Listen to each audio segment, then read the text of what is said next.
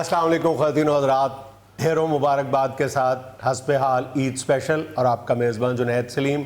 नाज़रीन, आज के शो में हमारे साथ तशरीफ़ रखते हैं दुनियाए अदाकारी के बिलाशुबा बेताज बादशाह मोहम्मद कवी खान साहब, और उनके साथ तशरीफ़ रखते हैं नौजवान नस्ल के नुमाइंदा एक्टर और सिंगर फरहान सईद, और उनके साथ उनकी निस्फ बेहतर उर्वा हुसैन। हमारी जनरेशन के हीरोज और वो मेरे वजाहत कर दिया। और कवि साहब मेरे क्लास फेलो। कवि साहब तुमसे तो खैर 2 साल छोटे हैं, मगर अदाकारी के वाकई बेताज बात। उर्वा मुझसे 1 साल सीनियर थी स्कूल में। बहुत अच्छे, यानी उनके घर में लड़ाई डलवाओ, खुदा ना खास्ता। बेचारी हमारे हाथों की बच्ची है, कल आई है। तो मैं भी तुम्हारे हाथों का बच्चा हूं। जाने तो यार खुदा के लिए तुम हर शो में यही लड़ाई डाल लेते हो। तुम हाथों में बूढ़े हो गए हो तुम। अच्छा जी, मैं आपको बताता चलूं कि चक्कर चल गया जीजी, मतलब प्रोग्राम होना है शनाख्ती कार्ड बनने। मैं आपको बताता चलूं कि इस ईद पे फरहान सईद साहब की फिल्म आ रही थी जो प्रोड्यूस किया इन्होंने खुद, और उर्वा ने साथ है एज प्रोड्यूसर उसमें काम किया है, और उसमें मैं भी हूं और मोहतरम कवी खान साहब भी उसमें बड़ा खूबसूरत रोल कर रहे हैं। उस हवाले से मैं ये बताना चाहता हूं कि बहुत ही मेहनत से ये इन्होंने नाज़रीन, फिल्म का नाम है teach button. Teach button Urdu में लिखते हुए आपको बहुत प्रॉब्लम आएगी क्योंकि लोग टच बटन भी पढ़ेंगे। नीचे जेर डाल ले, जेर डाल उससे कौन सा प्रोडक्शन बढ़ जाए। जेर डालनी पड़ेगी या जुल्फी को लिटाना पड़ेगा। चले नाम छोटा है टिच बटन, लेकिन मेहनत ज्यादा है। बहुत बड़ी माशाल्लाह फिल्म बनाई है और बड़ी मेहनत से बनाई है। और कासिम अली मुरीद जो इनके फिल्म के डायरेक्टर हैं जी, वो बिलाशुबा इस वक्त बड़ा कमाल का मंजा हुआ आदमी है, और डायरेक्शन में उसका वैसे तो वो फोटोग्राफी में भी उनका बहुत बड़ा नाम है, मगर एज डायरेक्टर उन्होंने टेलीविजन पे इस वक्त बड़ा मुस्तरद नाम अपना बना लिया हुआ है। तो वही इनके फिल्म के डायरेक्टर हैं, और ये मैं बताना चाह रहा हूँ कि उसमें ये आपको मुनफरद रोल में नहीं। वाह वाह। ये इधर मैं एक बात कहना चाहता हूँ, ये सोहेल साहब बड़ माशाल्लाह लेजेंड है हमारे मुल्क के, लेकिन अभी हम जब भी ये डबिंग करने, जब भी हमने मूवी देखी है, जो आदमी से निकल के गया है वो एक दफ़ा दोबारा हम सर झुका के हम इनके फ़ैन हो गए हैं कि इन्होंने जो काम कर दिया उस फिल्म में, और कवि साहब ने। और एक और बात, इधर हमारी पहली फिल्म थी और उर्वा और मैंने जिस तरह जो मुश्किलात हमने फेस की, हमने सोचा भी नहीं था जब हमने वो मुश्किलात आपको अपने घर में भी फेस नहीं करनी पड़ी जो बात। इतनी सी भी नहीं, हम तो घर आके बहुत खुश हो गए कि हम ऐसे ही खुश थे। नहीं, ये फरहान बड़ी अहम बात कर रहे हैं। मैं चूंकि खुद भी एज प्रोड्यूसर कुछ देर काम कर चुका हूँ टेलीविजन का, फिल्म तो खैर बहुत खलारा है इसका। आर्टिस्ट का खुद बनाना है ना जी, जो फिल्म या प्रोडक्शन में जाना है, ये बहुत बड़ी एक मुसीबत है। जी बिल्कुल। अब मैं कवि खान साहब के होते हुए बोल रहा हूँ, ये बात शर्मिंदा भी हो रहा हूँ कि इनसे ज्यादा तजुर्बा इस बात का किसी को भी नहीं, क्योंकि इन्होंने माशाल्लाह को 12-13 फिल्में बनाई जी।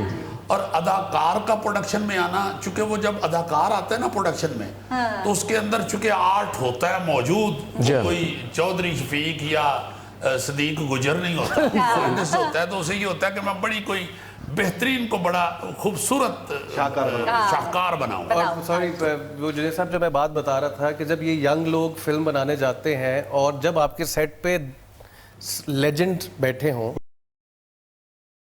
टाइम हो और टेम्परेचर माइनस हो, जब बड़े बड़े जवान लोग और बड़े बड़े मतलब जिनकी फूंक निकल जाए और वो बस हो जाए, उस वक्त 2 इस तरह के आर्टिस्ट बैठे हों जो ऐसे बुला के, जब इसके चेहरे पे आ जाता था ना, एक प्रोड्यूसर कोने में खड़ी हुई है, इतनी सी रह गई है जितनी है उसकी भी आधी रह गई है, तो कवि साहब और सोहेल साहब बुला के कहते थे, बेटा कुछ नहीं होता, हम बैठे हैं ना।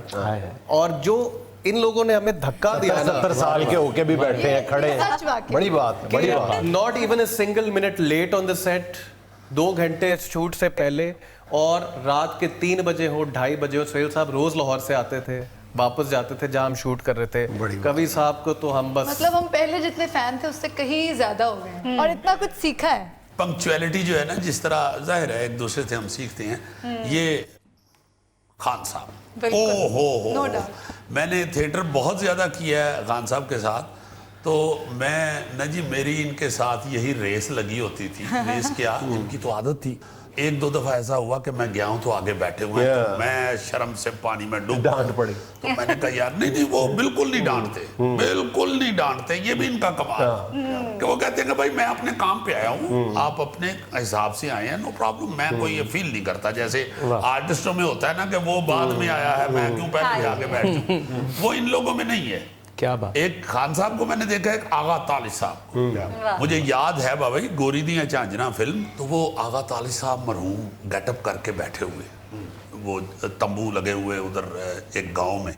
तो उस्मान पीरजादा साहब ने ना जी नदीम बेग साहब को और बाबरा शरीफ साहिबा को पकड़ा और वो खेतों में जाके उनके शूटिंग शुरू कर दी। तो बेग साहब ने कहीं आते ही पीर साहब को कह दिया कि मैंने 2 दिन बाद चले जाना है लंदन। अब उनको ये पसूड़ी पड़ गई कि भाई ये लंदन चले जाएंगे, मेरी तो फिल्म रह जाएगी बीच में। तो उन्होंने सोचा कि ये मैं 2 दिन में इनका काम खत्म कर लूं, और वो ये इस टेंशन में भूल गए कि आगा साहब बैठे हुए हैं, आगा तालिब साहब।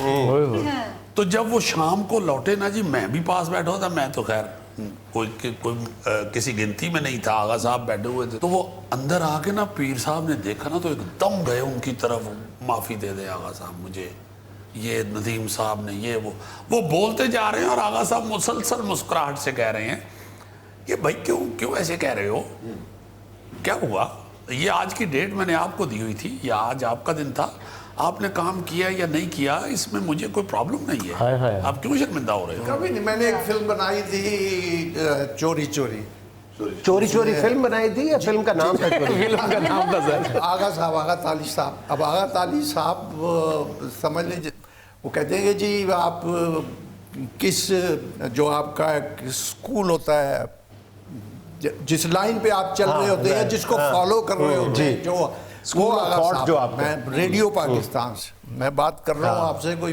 53-4 की 53-4। बहरहाल मैं उनका फॉलोअर था। तो जब मैं लाहौर आया और मैंने देखा, तो मैंने इनसे मिला आगा साहब से, और बस मिलने के बाद मैंने फॉलो ये किया कि ये क्या करते हैं, किस वक्त सुबह उठते हैं।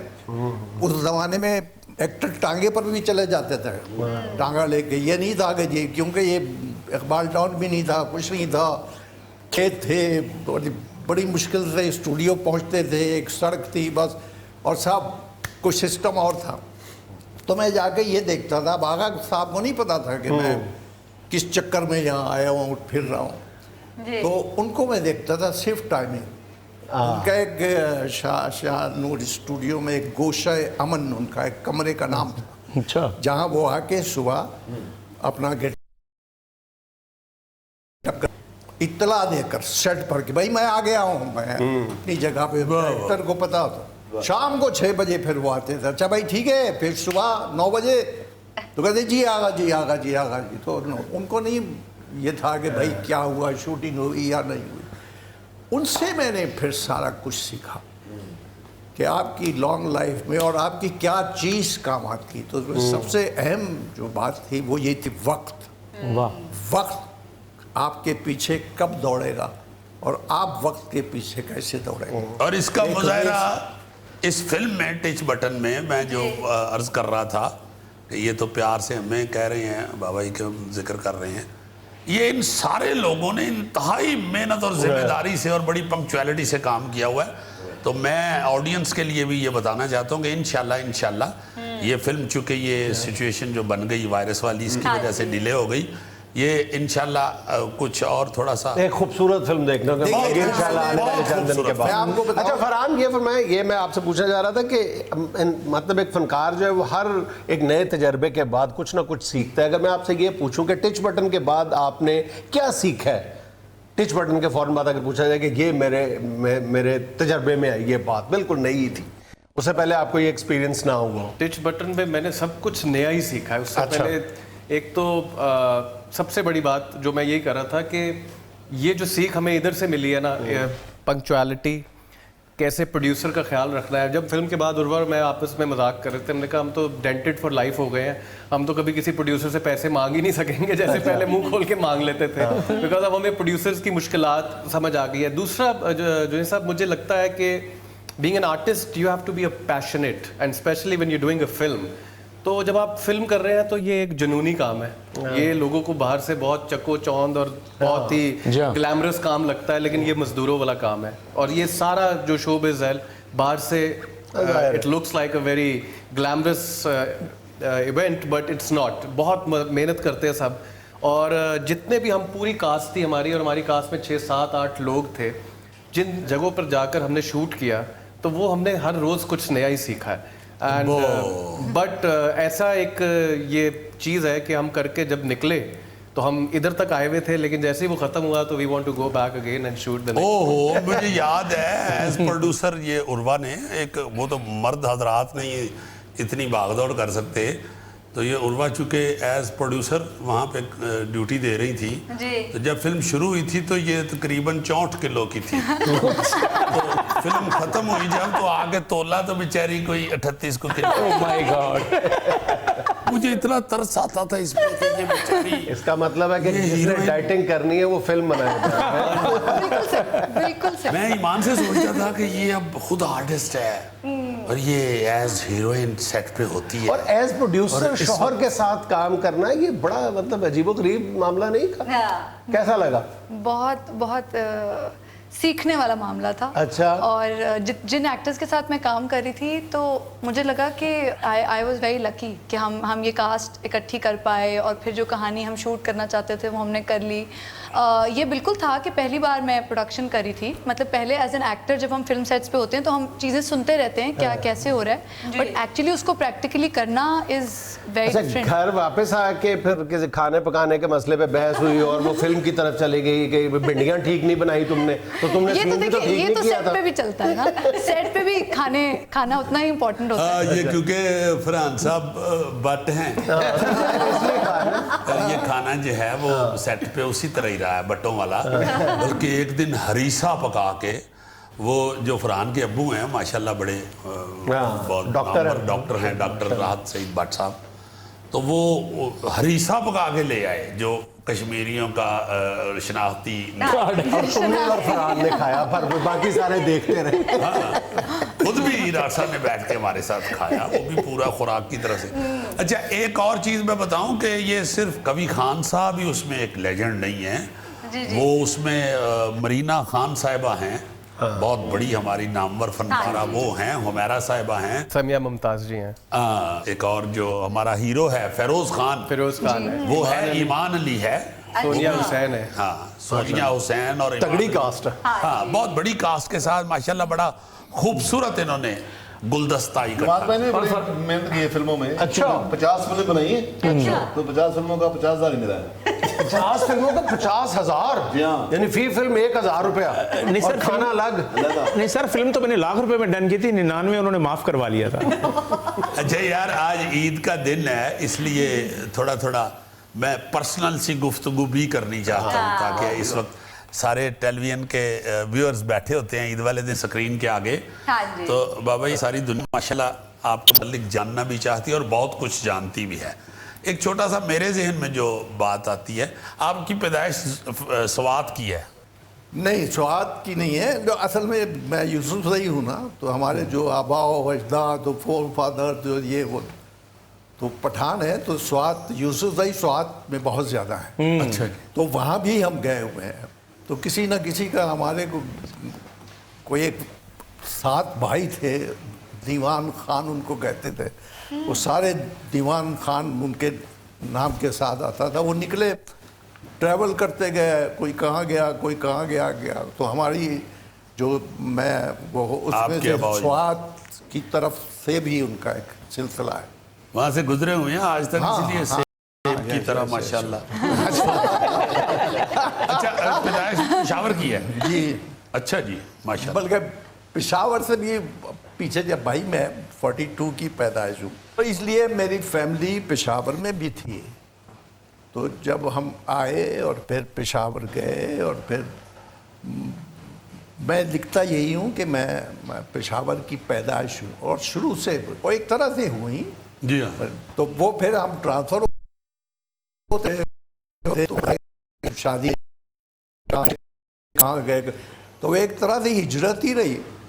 बल्कि हम में से मोस्टली लोग जो हैं वो यही सोचते हैं कि यार मुस्तकिल क़याम आपका कहाँ है फिर? जो जो ज़माना और वक्त गुजरता जाता है, हाँ जी। बच्चे के बच्चे कहीं चले जाते हैं, दूसरे कहीं चले जाते हैं, कोई अमेरिका अच्छा चला जाता है। ईद की खुशियाँ, बल्कि सारी खुशियाँ वो शादी से ज़ाहिर है पहले ही होती हैं, बाद में क्या रह जाता है बंदे के। पहले शादी से पहले ईद की खुशियाँ जो आपकी होती थी वो ज़रा शेयर करें, यानी बचपन और जवानी की जो ईद होती थी आपकी। ये याद करना चाहता है क्योंकि आजकल दुखी जिंदगी है।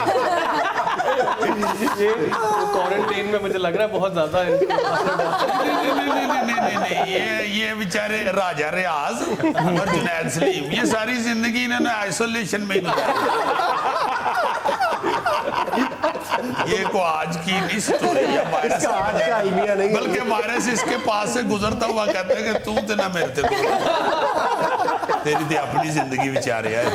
मतलब तुम चाहते हो उस लिस्ट में मैं भी शामिल कर दूं? आप मुझे तो शादी के बाद इतना मैंने काम किया, इतना काम किया कि मुझे अब मेरी शादी को 50 साल से ऊपर ही हो गए, 52।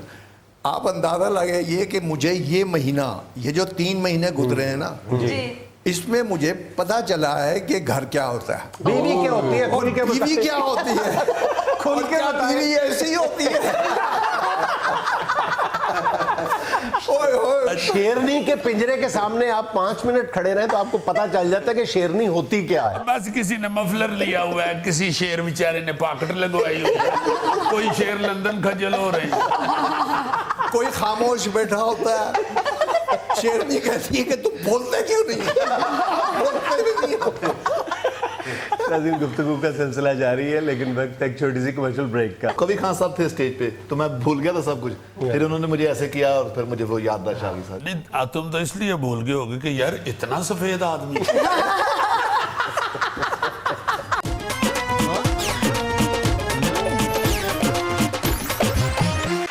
अच्छा बाबा, पेशावर की बात मैंने इसलिए शुरू की थी कि मैं ये आपसे पूछना चाह रहा हूँ, आप चूंकि सरखेल हैं पेशावर के एक्टरों के, पेशावर में क्या चीज़ है कि वहाँ पे बहुत बहुत बड़ा फनकार पैदा हुआ है।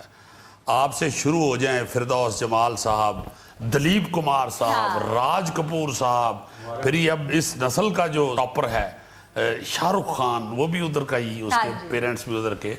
ये पेशावर में क्या है? उस जमाने में कहा जाता था कि एक बाड़ा जगह है पेशावर में, बाड़ा। जी जी। तो वहाँ पानी बाड़े का बड़ा मशहूर है जी, और वो अब तक है। यानी आप ये जो हमारे ड्रिंक्स होती हैं, बोतलें, कोई आप लाल पीते हैं, कोई फेयर है, कोई वगैरह वगैरह, तो ये अगर आप पेशावर में जाएं और जो वहाँ की पानी की फैक्ट्री की होंगी वो आपको बिल्कुल टेस्ट मुख्तलिफ मिलेगा अब तक। अच्छा। उस जमाने में मस्जिद महाबत खान, आप तो जानते हो? जी जी बिल्कुल बिल्कुल, मैं गया।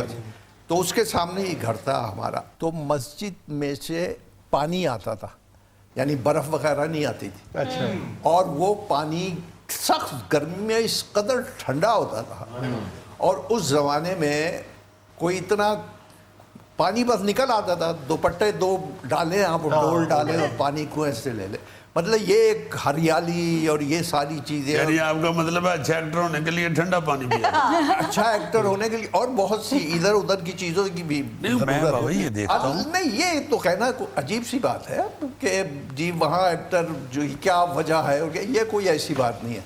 लेकिन ये अब चूँकि मुझे सारी ज़िंदगी बचपन में और रेडियो पाकिस्तान, पेशावर और सारा, तो मेरे ज़हन में था ही ये कि मैंने कुछ करना ही नहीं सब। अब आप देखें, आप कहिए जी मैं क्यों एक्टर बना। मैं जब छोटा सा था तो इन एक्टरों को देखता था, फिर फिल्में देखता था, फिर मैं देखता था कितना खूबसूरत घर है, ये बीवी है, ये भाभी है, ये बहन है, ये एक बीच में बुरा आदमी, ऐसा नहीं होना चाहिए, घर ऐसा होना चाहिए, ड्राइंग रूम ऐसा होना चाहिए, ऐसी बीवी होनी चाहिए प्यारी सी, और ये वो कहानी, मैं उसमें खो जाता था। और मैं कहता था ये है एक्टर की लाइफ, मैं तो यही बनूंगा। मैं यही अदाकारी और हकीकी जिंदगी में फर्क है कि इंसान अदाकारी में सोचता है कितनी प्यारी बीवी। और फिर अब जब मैं घर बैठा होता हूँ अभी शेर वाली बात कर रहे हैं, तो वो शेर जेब में रख के बैठा होता हूँ। प्रभा, आप बताइए ज़रा हमारे व्यूअर्स को भी और हमें भी कि आप माशाल्लाह दोनों आर्टिस्ट हैं, तो जो आर्टिस्ट है उसकी घर की ज़िंदगी थोड़ी सी, जैसे बाबा जी भी बता रहे हैं, हम लोग भी चूंकि जाते तो आखिर घर में हैं ही, जी तो वो जो इस फील्ड को नहीं समझ रही होती घर में बैठी हुई ऐसी खातून, तो वो कहती है कि इतनी देर से कहाँ से आए हैं, ये कौन सा टाइम है और ये वो। तो आपने तो सारा कुछ खुद देखा है जी। तो आप सर हमारे यहाँ ऐसा बिल्कुल भी नहीं होता, हम बहुत अंडरस्टैंड करते हैं एक कि दूसरे क्या, को। हाँ किसकी क्या और शूट आप चल फिर रही है, इसका कौन मतलब बड़ी मेहनत कर रहा है। इंटेलिजेंट हो, एक बट को अंडरस्टैंड करना ये बहुत ज्यादा काबिलियत वाली बात है। बट को अंडरस्टैंड करना आसान है, रजाना मुश्किल है। नहीं ये स्मार्ट बट अब आना शुरू हो गया, अब बट उस तरह के नहीं रहे, खिलारे वाले।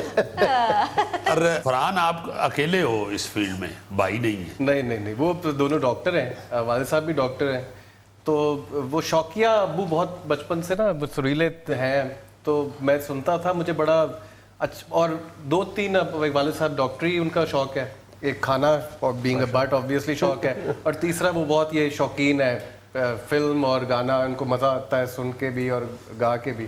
तो मैंने बचपन से वही मेरी लर्निंग थी कि मैं देखता था हॉस्पिटल से वापस 10 बजे आके भी थका हुआ होता बंदा, लेकिन वो एक रिफ्रेशमेंट थी उनके लिए, तो मुझे अच्छा लगता था, वही मेरी लर्निंग थी। तो आई वाज लकी इनफ कि मैं जब पढ़ भी रहा था, कंप्यूटर साइंस से इंजीनियर बन रहा था, तो मुझे रोका नहीं जब मैं बैंड में गया। उन्होंने कहा अपनी डिग्री पूरी करो और जाओ ये कर लो, जो मर्जी करो, लेकिन जो भी करो बी द बेस्ट, सबसे अच्छा दिल लगा के काम करो। तो I been lucky like that, तो इसलिए कोई। अच्छा फरहान तो इंजीनियर हैं। अच्छा उर्वा, आपके बारे में एक तरह से कहा जा सकता है कि आप फेडरेशन की अलामत हैं, पैदा कराची में हुई, एजुकेशन आपकी इस्लामाबाद, और शादी फिर लाहौर के लड़के से हो गई, तो हर जगह का पानी पिए, घाट घाट का पानी पिए। जी वैसे भी अब्बा आर्मी में थे तो उनकी पोस्टिंग्स भी बहुत होती हाँ, तो जो आर्मी तो इनके आर्मी काफी ऑफिसर्स कुछ के देखा बेटे हुआ होते हैं, पूरा मुल्क पाकिस्तान। देखते हैं जी, जरूर। जी, हाँ। फिल्म बना दी टिच बटन। ननकाना नहीं देखा हुआ था, वो टिच बटन वो में जाके देखा। अब हम इस्लामाबाद जा रहे होते ना रास्ते में, मैं कहता हूँ उर्वा वो ननकाना है, तो इतने मुँह कर लेती। इतना तंग आई है उधर बेचारी।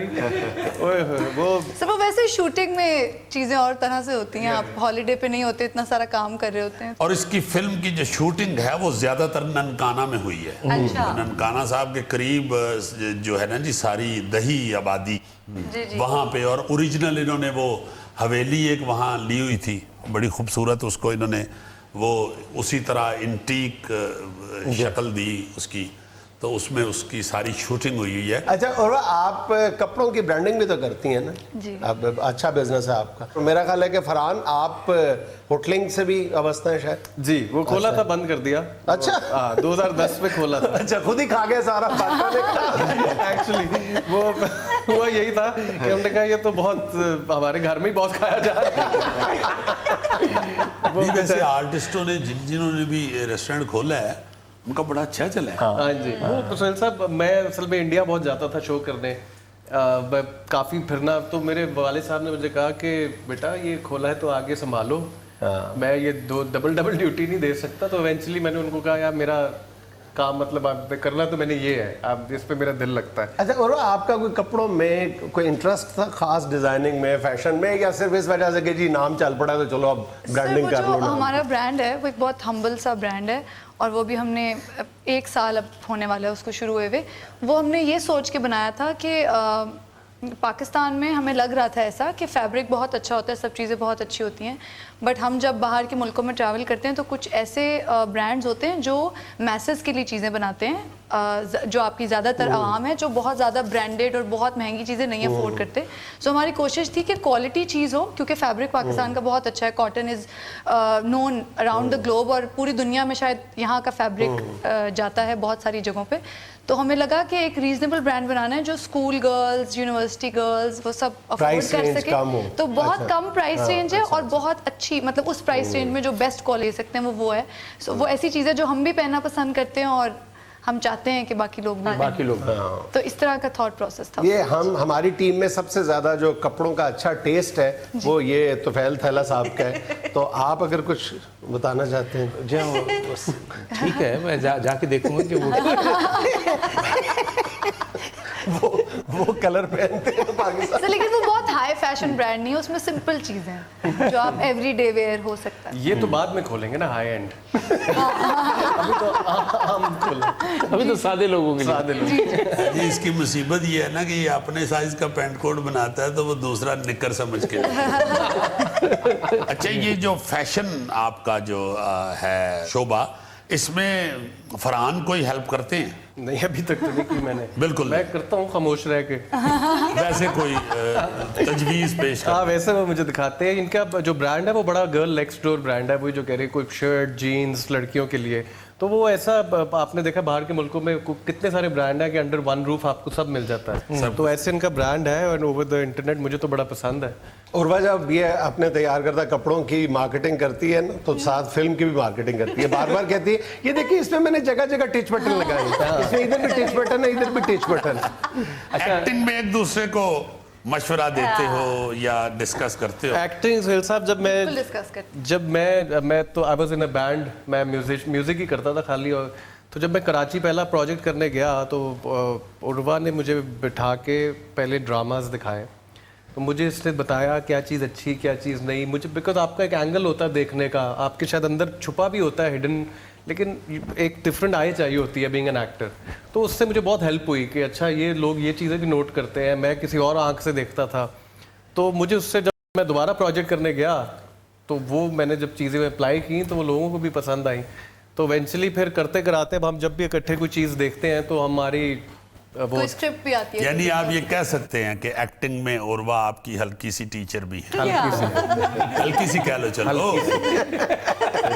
खामद होने के असल में नाते। आप ये देखें कि ये जो हमारा यंग कपल है, आप ये कभी कभी मैं सोचता हूँ कि यार हमने कितना अरसा लगाया, सारी ज़िंदगी इतने से यही काम करते रहे। अब मैं सोचता हूँ इस वक्त, और इन लोगों को मैं देखता हूँ फिल्म में थिएटर सारा करके, कि आप में ये जो पिक करना है किसी चीज़ को, वो आज की जनरेशन में बहुत ज़्यादा बहुत ज़्यादा। इसलिए अगर हम बुजुर्ग ये सोचें कि हमने बड़े तीर मारे हैं, तो मैं आपको एक बात कसम खाकर कहता हूँ कि जब मैं इन लोगों को देखता हूँ, और मैं बहुत गौर से देखता हूँ, सर, लेकिन मुझे- हमारी इंस्पिरेशन तो आप ही हैं। मुझे नहीं हमें लगता है आपने मुझे सीखा है। हैरानी ये होती है कि ये हमारे पाकिस्तान में आप सारे सूबे ले लें, जैसे आपने अभी पेशावर से बात की कि कमाल कमाल का एक्टर है वहाँ, तो अब इस सारी जनरेशन को मैं देख के मुझे महसूस होता है कि ये बहुत जल्दी पिक करते हैं और बहुत अच्छा काम कर रहे हैं, बहुत ही अच्छा काम कर रहे होते हैं। और मुझे महसूस होता है कि यार मैंने कुछ नहीं किया, ये जो बस कुछ मतलब ये एक होता है ना कि अदब व आदाब भी चीज़ है, वो भी हम लोगों में बहुत ज़्यादा है कि हम अपने सीनियर्स का बहुत ख्याल करते हैं। नो डाउट सीनियर्स भी करते हैं और सारा कुछ ही, लेकिन हकीकत ये है कि हमारे ये लॉट जो है और ये जो अब आ रहे हैं ये टिच बटन के हवाले से भी वैसे फास्ट भी हो गया ना, वैसी जिंदगी बहुत फास्ट हो गई है। मतलब इसकी कास्ट में अगर मैं सोचूं कि कौन सा एक्टर या एक्ट्रेस ऐसी है जो कि कहा जाए कि बड़ा, तो मैं अब हैरान होता हूँ। जब मैंने डबिंग की इनकी तो मैंने क्या कहा था, मैं कहा यार उसने बहुत अच्छा, शायद मैंने तुम्हें भी कहा था फ़ोन पर कि तुमने यार बहुत अच्छा काम किया है। डबिंग मैंने देखी थी वो तो आप हर दफा कह देते हैं। नहीं वो तो मैं अच्छा, ये एक बड़ी खासियत है खान साहब के अंदर, ये सचमुच ये मैं समझता हूँ कि ये बहुत बड़ी क्वालिटी है जूनियर्स के लिए कि आपको कोई ऐसा सीनियर मिले जो हर वक्त आपको इनकरेज करे। ये इनकरेजमेंट जो है ना जी, ये किसी भी बंदे को आगे बढ़ने के लिए बहुत ज़रूरी है। और ये ऐसा टॉनिक है खान साहब, अल्लाह ताला इनको हमारे सर पे सलामत रखे, कि जो बंदा इनके पास बैठा है या जिसको इनके साथ कैमरे के फ्रेम में खड़े होने का मौका मिला है, जी जी, उसका ऐसे ही मतलब एक तो सोचते हैं ना जी, दूसरे लोग सोचते होंगे यार कवि साहब के सामने जाके तो कांप रहे होंगे ये तो, नहीं, कवि साहब के सामने जब आप फ्रेम में जाते हैं ना तो आप एकदम, आपको मजा आना शुरू हो जाता है, क्योंकि ये साथ इस तरह उसको लेके चलते हैं जूनियर्स को कि ये वो इन्हीं में ये तो खासी फ्रेम में नहीं है ये। मैं जब सेट पे प्रोडक्शन थे और लगता ऐसे था कि वो कोई कहानी सुना रहे हैं, लेकिन आप गौर से वो कहानी सुने तो वो इतनी मोटिवेशनल होती थी कि उसके बाद मैं फिर से एनर्जाइज होके अपने काम पे वापस चली जाती थी कि अब मैंने इस तरह से ये मसला सॉल्व करना है। तो वो बड़ी एक अच्छी आपको एनर्जी मिलती है और बड़ी मोटिवेशन मिलती है अगर कोई आपको गाइड कर रहा है। जी शेर साहब, मैं भी भूल गया था आपका ड्रामा जो था सवा शेर, उसमें आपने मुझे चांस दिया था। तो कभी खान साहब थे स्टेज पे, तो मैं भूल गया था सब कुछ। फिर उन्होंने मुझे ऐसे किया और फिर मुझे वो याददाश्त आ गई सर। नहीं, तुम तो इसलिए भूल गए होगे कि यार इतना सफेद आदमी। नाज़रीन, यहाँ पे लेना एक छोटा सा वक्फा, हमारे साथ रहिएगा। अभी ना जाओ छोड़ कर के दिल अभी भरा नहीं।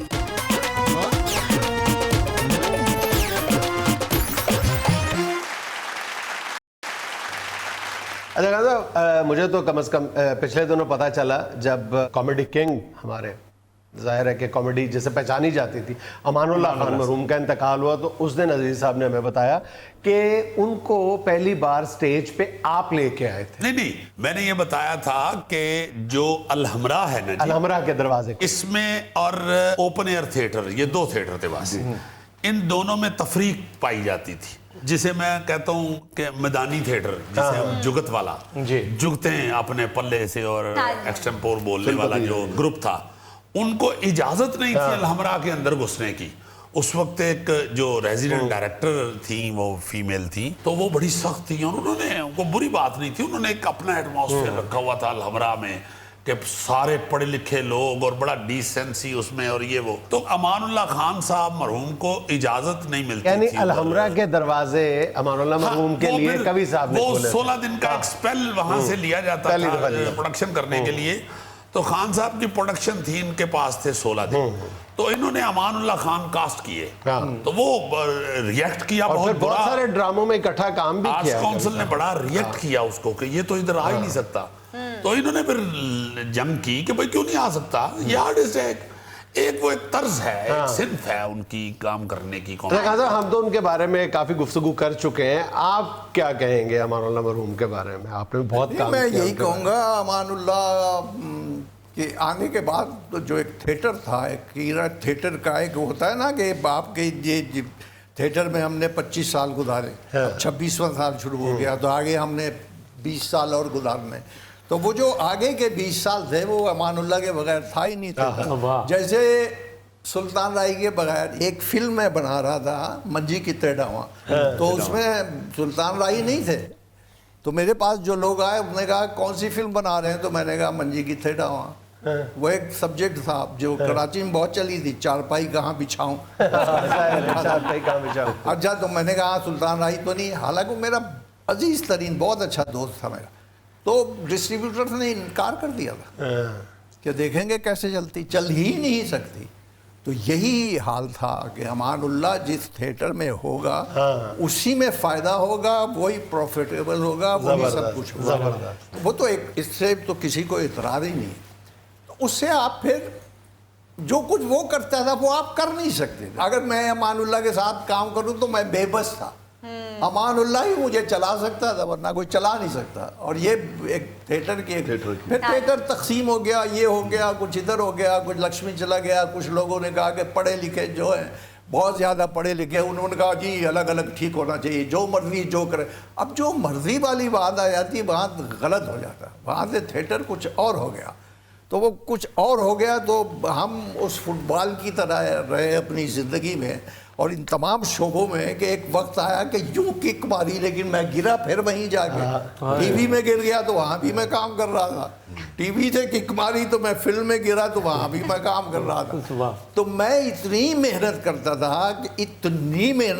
था कि मैं इसको मैंने उर्वा को कहा था कि देखो एक वक्त आएगा जब ये फिल्म ख़त्म हो जाएगी टीच बटन, और फिर जब तुम मियाँ बीवी बैठ के देखोगे उसको, वो जो सुकून होगा वो जिंदगी में कभी नहीं था। अच्छा फरहान, ये बताइएगा कि हकीकी ज़िंदगी में मियाँ बीवी होना और फिर फिल्म में हीरो हीरोइन के तौर पे काम करना, ये एक एडवांटेज होता है या डिसएडवांटेज होता है? नहीं, एडवांटेज होता है। हमने इस टिच बटन में एक उर्वा का कैमियो है जिसमें हमने एक she is coming in for a song, तो हमने गाना भी इकट्ठे तो वो गाना हमने इकट्ठे शूट किया है और वो देख के तो लोगों ने कहा है कि एडवांटेज ही होता है, it's the chemistry, it's the understanding.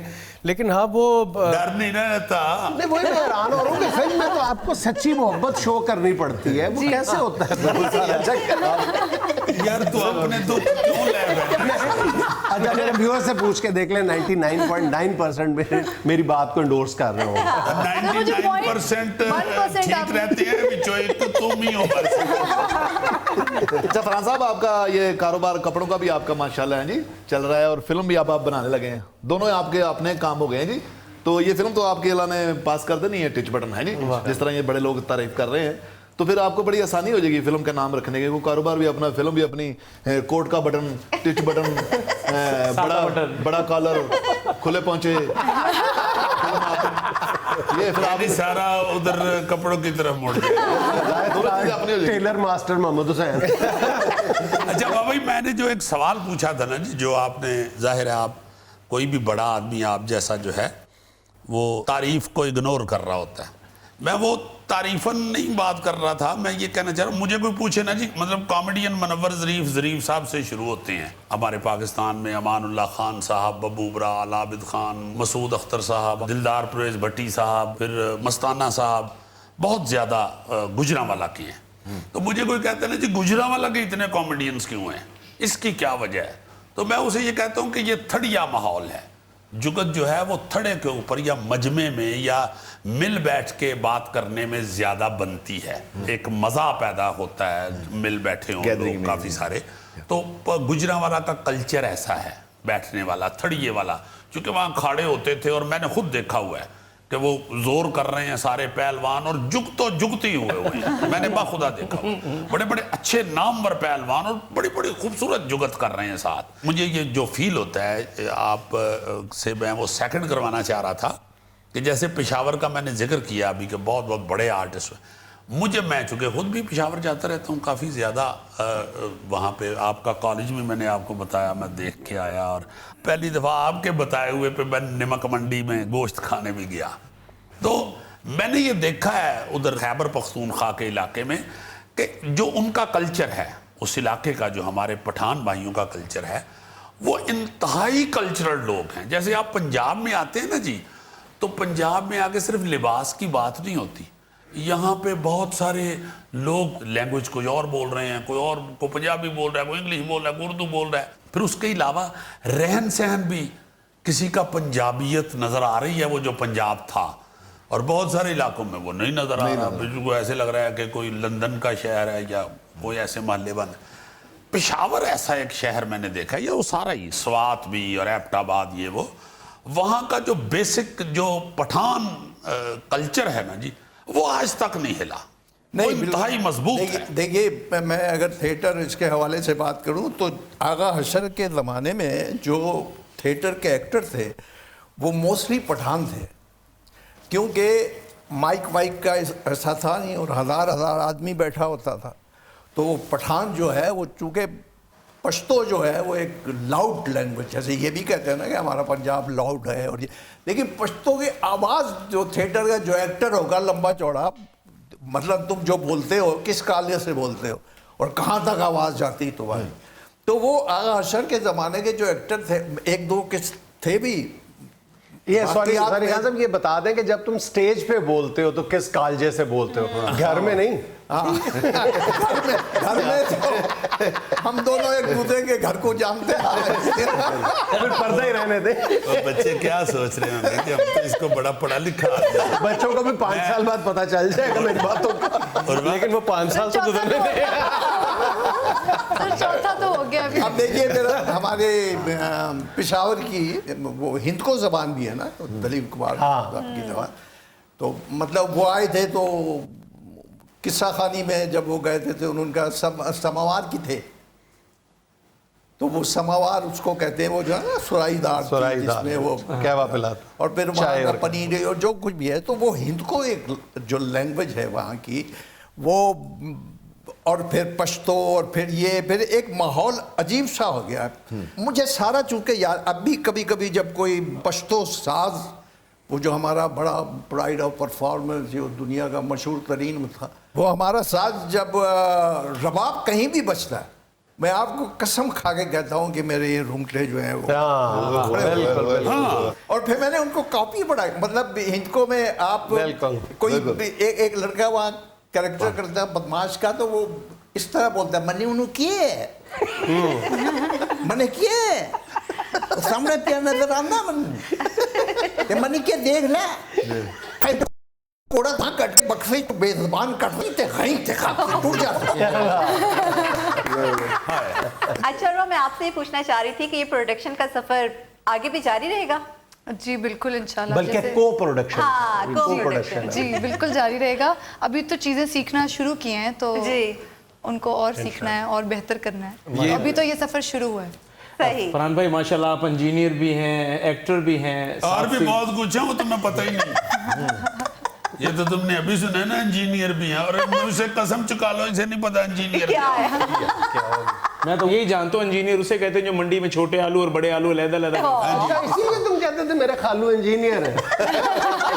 एक दफा मुझे कहता है मेरा साला जो है वो डॉक्टर है। मैं कहा कहाँ होता है? कहते जी मंडी चालू तो होता है। नहीं सर, मैं इंजीनियर नहीं। फरहान भाई आप माशाल्लाह सिंगर भी हैं, तो ईद का दिन है और कुछ पे होना भी चाहिए। अच्छा फरहान भाई सिंगर हैं, तो आप कौन से बैंक में लगे हुए हैं? आप भी तो गुलकार ही हैं। जाहिर है गुल्लू बल्कि ये तो डांस भी कर लेते हैं। हाँ जी, बल्कि भाभी के अक्सर सूट इसी के काम शादी पर जाइए मुड़ के पाके ते नाचनो और दोबारा भाभी के पहनने के काबिल नहीं रहते, वो पहनती नहीं। फरहान भाई से कोई गाना सुनते हैं तो थोड़ा सा जरा ईद का दिन है तो गुनगुना दें थोड़ा सा। दोनों सोने पे सुहागा। ये पिछले अरसे हमारे पाकिस्तान में और पूरी दुनिया में ये जो कोरोना जो भी हुआ, ये तो खैर अल्लाह का शुक्र है सब कुछ निकल जाएगा, निकल गया कि बड़े हद तक। लेकिन इससे मुझे एक चीज़ एहसास हुई है कि जो हम बचपन से सुनते आ रहे हैं, ख़ासतौर पे मुसलमान होने के नाते, कि हम जो भी प्लान करते हैं, जो भी कुछ होता है, वो ऊपर एक बैठा है, उसकी अपनी एक स्क्रिप्ट है, एक अपनी स्क्रिप्ट है। तो वो मैं एक बड़ा मेरे ज़हन में एक बड़ा चलता रहा इस पिछले दिनों, वो सुना देता हूँ। नेचुरल ताकत वही है अल्लाह की।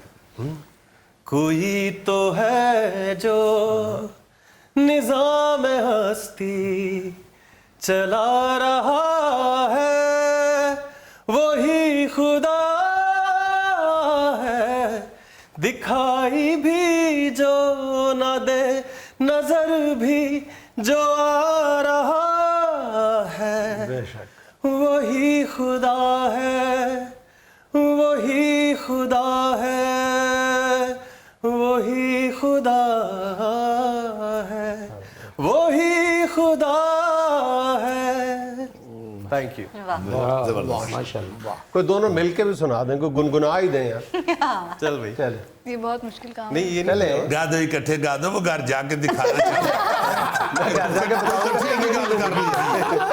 सिर्फ हमारी भाभी को बताना चाहते हैं कि कोई गल कट्ठियां भी कर ली जी।